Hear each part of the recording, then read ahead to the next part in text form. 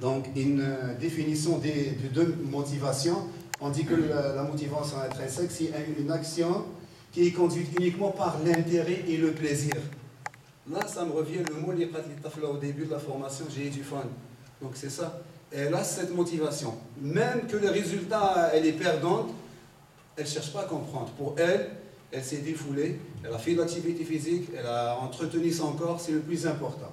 Parce qu'il n'y a pas d'attente de récompense. Elle n'attend pas une récompense de quelqu'un d'autre. Par contre, la motivation extrinsèque, c'est l'action provoquée par une circonstance extérieure. C'est-à-dire on attend toujours une récompense, une pression sociale pour faire l'éducation, l'activité physique. Donc déjà, si on arrive à comprendre et à faire cette différence, qu'il faut vraiment faire un changement au niveau de nos perceptions, donc on arrive vraiment à gagner beaucoup de choses. Il faut qu'on dise je fais de l'activité physique, pas pour faire plaisir à quelqu'un, mais pour mon bien-être, pour ma santé. Donc sur ce, les motifs, on passe aux motifs de l'éducation, de l'activité physique. La première chose qui revient, c'est le manque de temps. Je ne peux pas faire le sport parce que je n'ai pas de temps. J'ai des obligations, il y a la famille, il y a le travail, donc l'activité physique, c'est quelque chose qui passe en dernier. Ça ne fait pas partie de mes priorités. Deuxième point, c'est la non-conscientisation des bienfaits. Comme on a expliqué tout à l'heure, lorsque ma indice le why, où je ne suis pas vraiment conscient des bienfaits que peut me procurer l'activité physique, c'est sûr que je ne donne pas de l'importance. Et troisième chose, c'est les habitudes sédentaires qui caractérisent certaines personnes dans leur pays d'origine. On vient avec un certain bagage, on vient avec une certaine connaissance, donc c'est pas réellement ça qui est notre objectif. Là, j'ai placé le monsieur Ada sur un divan pour donner à peu près, faire expliquer aux gens qu'est-ce qui nous attend. Ça, c'est la zone de confort de chacun de nous. On est vraiment assis dans un fauteuil, on ne cherche pas à comprendre. On mange et on boit, on zappe les chaînes. Quand est-ce qu'on sort de cette zone de confort? Il y a deux possibilités. La première possibilité, c'est on va être conscient et on va faire une autocritique avec nous-mêmes. Est-ce que vraiment je suis fait? Est-ce que vraiment je suis fait pour que mon temps libre, je le passe sur le divan en train de manger, en train de regarder? Donc, quelqu'un qui se pose ces questions facilement avec le temps, كما نقولوا بالعربيه ياكلوا قلبه ويخرج من الميليو هذا. Ou là, la deuxième option, il va être obligé de sortir, c'est le malade. Lorsque la maladie va s'installer, il est obligé de sortir de cette position, il voit les médecins, et il court pour les traitements, et il court pour les médicaments. Et là, il y a des gens qui peuvent remédier à ces maladies, et il y a des gens que c'est trop tard, le fait est déjà fait. Donc, chacun, lorsqu'il s'assoit avec lui-même dans un temps perdu, bien sûr, il se demande, est-ce que vraiment je suis fait pour m'asseoir? Et on va voir les conséquences de rester tout le temps dans la même place. Il y a une récente recherche, comme par hasard, quand j'étais en train de préparer cette présentation, je tombe sur ça. Ils disent qu'une position immobile prolongée, comme le monsieur qui était assis sur sa zone de confort, augmente de 15 à 20% les risques d'avoir une maladie cardiaque ou un cancer.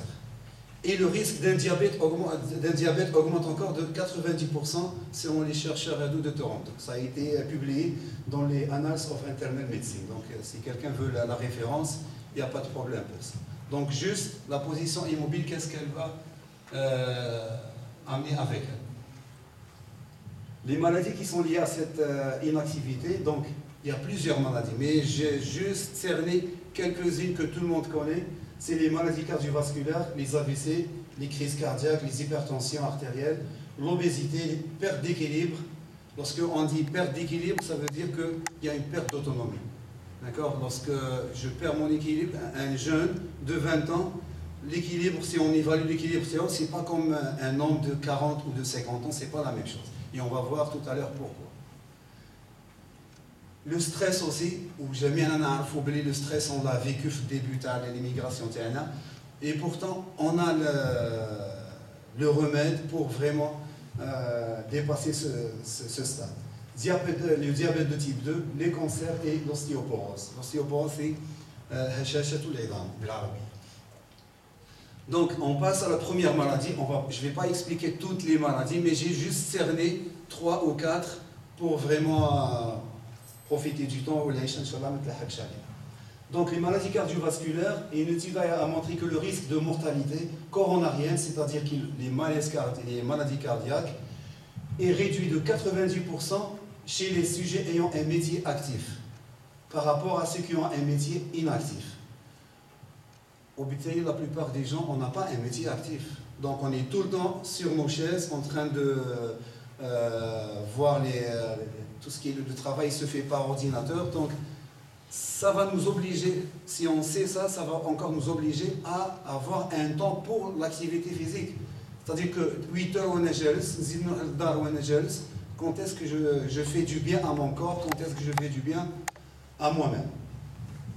Les cardiologues ont conclu que l'inactivité physique est un facteur de risque, même niveau que le tabagisme. C'est-à-dire que moi, je ne fume pas, mais je suis toujours assis. Mais je perds tout le temps mon temps à rien ne faire. Donc, c'est le même risque que tu as comme une personne qui est en train de fumer la cigarette.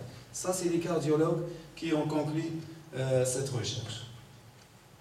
Là, on a un exemple d'un blocage d'une artère coronaire causé par un dépôt adipeux.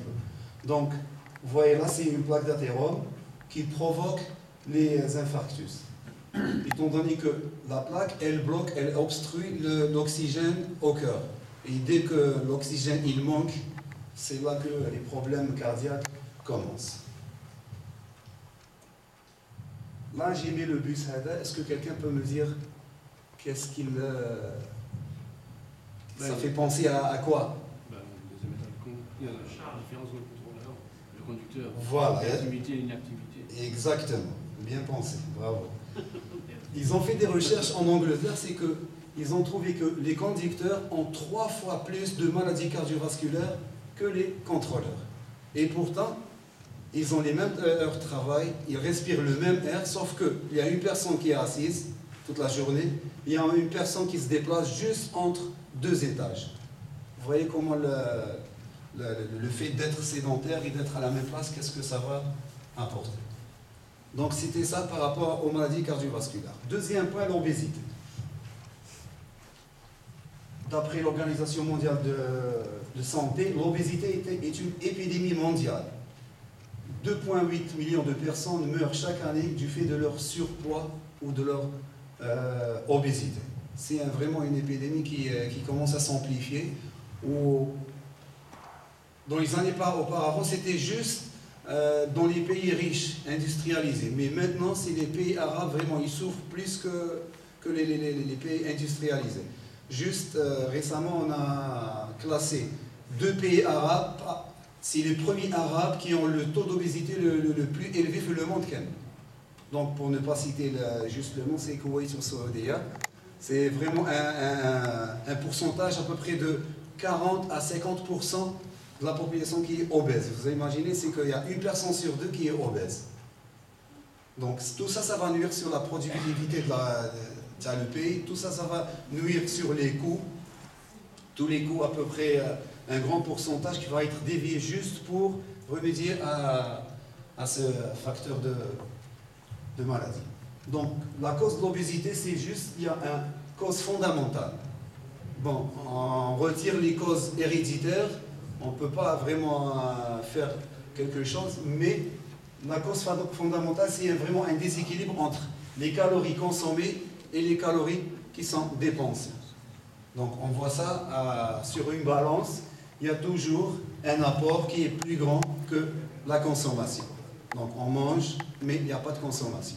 C'est ça qui va apporter le surpoids et qui va aller vers l'obésité. On a 2 méthodes pour évaluer notre obésité ou le surpoids. On a l'indice de masse corporelle, c'est le rapport entre le poids et la taille.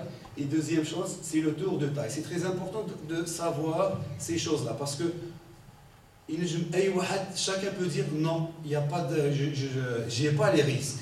Donc, mais à travers ces deux tests, on peut vraiment voir si on est en surpoids, si on va vers l'obésité ou on a un poids de santé.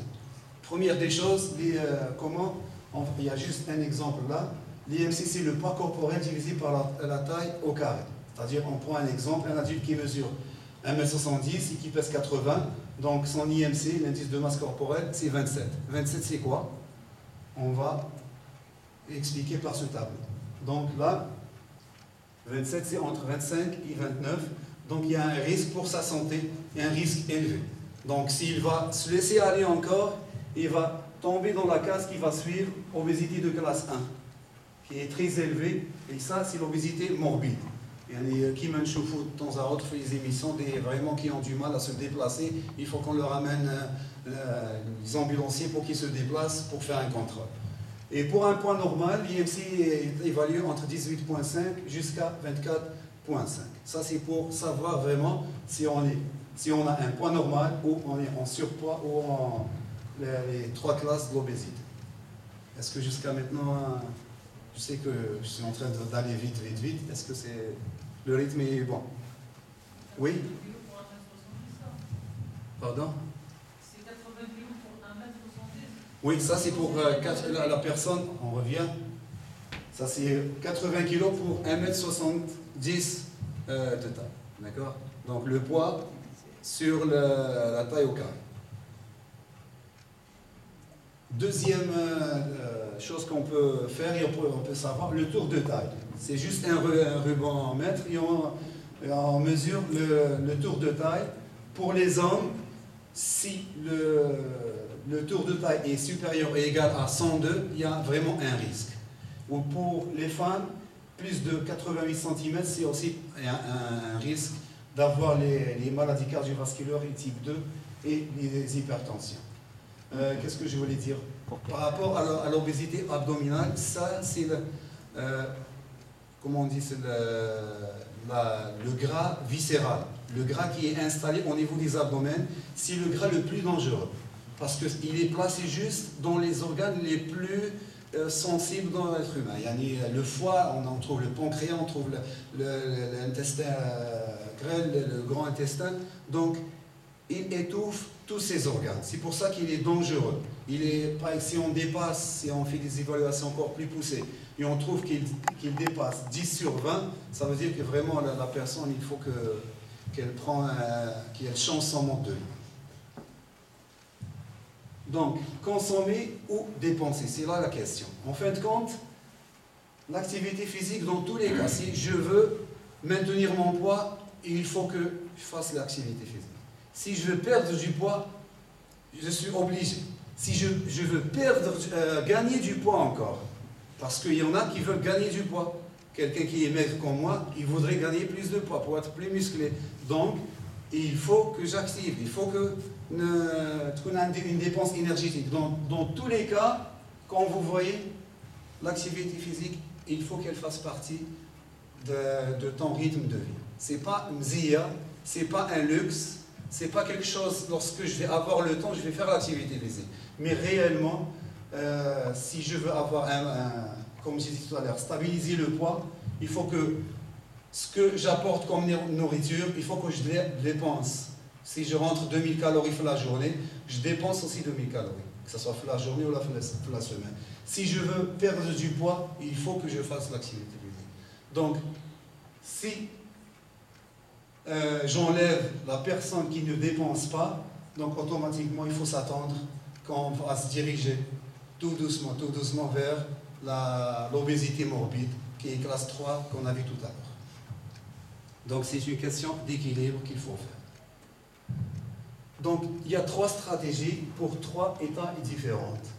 D'après les spécialistes en entraînement, pour maintenir le poids, il suffit de 150 minutes par semaine. Ce qui veut dire c'est 20 minutes par jour. Donc pour ceux qui disent que j'ai pas assez de temps, voilà, l'argument m'indique aucun argument pour ne pas activer. Juste 20 minutes par jour, tu arrives à avoir le bien-être, tu arrives à stabiliser ton poids. Pour ceux qui veulent perdre du poids progressivement, c'est estimé à entre 150 et 250 par mois. Ça veut dire entre 20 et 35 minutes par jour.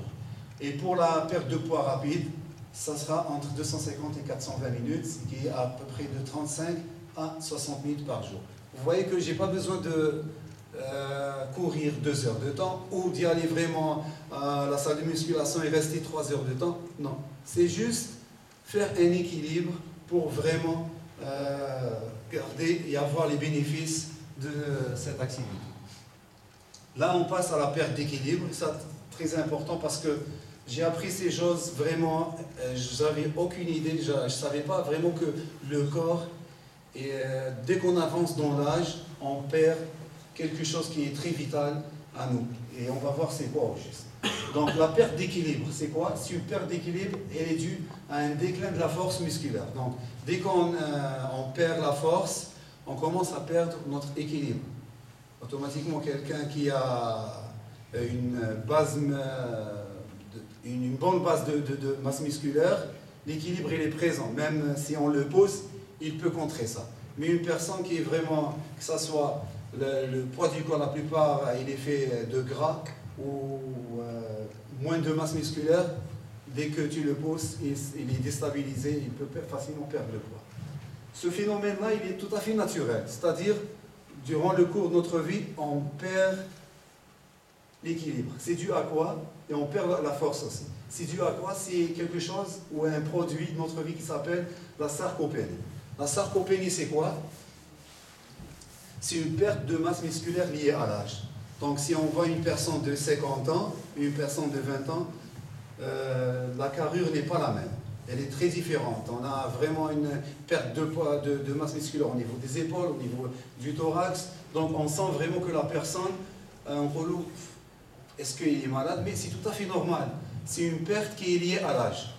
Donc il y a une moyenne de 5% par décennie. Chaque 10 ans, on perd 5% de notre masse musculaire, entre 25 et 40 ans. Dès qu'on dépasse les 40 ans, cette fente musculaire, elle s'accélère. Il y a une perte de 10% à 15% chaque 10 ans. Donc entre 40 ans, le processus, il s'accélère. Est-ce qu'on peut trouver des solutions? Bon, avant